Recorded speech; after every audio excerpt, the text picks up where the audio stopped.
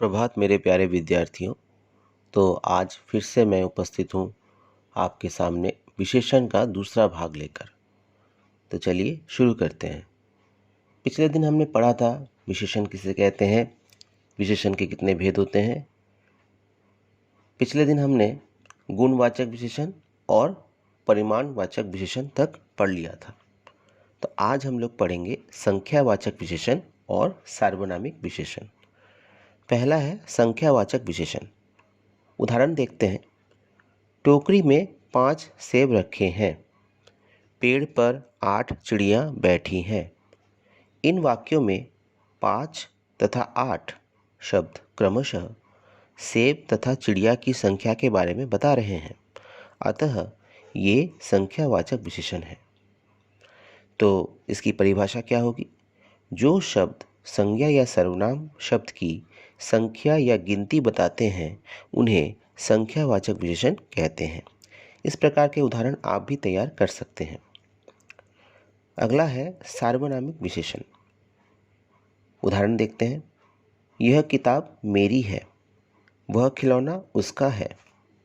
इन वाक्यों में आए सर्वनाम शब्द यह तथा वह क्रमशः किताब तथा खिलौना शब्दों की ओर संकेत कर रहे हैं। अतः ये सार्वनामिक विशेषण है। तो इसकी परिभाषा क्या होगी? जब कोई सर्वनाम शब्द संज्ञा शब्दों से पहले लगकर उनकी ओर संकेत करते हैं तब वे सार्वनामिक विशेषण कहलाते हैं। आगे बच्चों हम लोग देखते हैं विशेषण शब्दों की रचना। कुछ शब्द तो मूल रूप से विशेषण होते हैं, किंतु कुछ शब्दों में शब्दांश जोड़कर विशेषण शब्दों की रचना की जाती है। जैसे यहाँ पे कुछ उदाहरण दिए गए हैं। संज्ञा से विशेषण बनाया गया है। प्यास से प्यासा, पत्थर से पथरीला, अंक से अंकित, राष्ट्र से राष्ट्रीय, दिन से दैनिक, संप्रदाय से सांप्रदायिक, वर्ष से वार्षिक, इतिहास से ऐतिहासिक, लड़ना से लड़ाकू।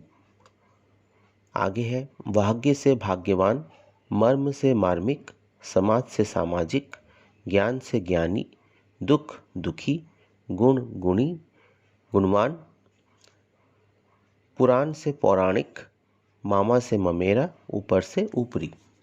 तो बच्चों हमने यहाँ पर विशेषण के बारे में आज पढ़ा कि विशेषण के कितने भेद होते हैं, उनके उदाहरण को हमने जाना, उनकी परिभाषा को हमने पहचाना और आगे हमने विशेषण शब्दों की रचना के बारे में पढ़ा। तो अब मैं आप लोगों से कुछ प्रश्न पूछने जा रहा हूँ। आप लोग अपनी कॉपी और कलम लेकर तैयार रहिए। तो मेरा पहला प्रश्न है, परिमाणवाचक विशेषण किसे कहते हैं? उदाहरण देकर स्पष्ट कीजिए। अगला है गुणवाचक विशेषण के 2 उदाहरण लिखिए। अगला प्रश्न है, विशेषण के भेदों के नाम लिखिए। अगला प्रश्न है, संख्यावाचक विशेषण की परिभाषा देकर उसको स्पष्ट कीजिए। अगला प्रश्न है, सार्वनामिक विशेषण किसे कहते हैं? उदाहरण देकर स्पष्ट कीजिए।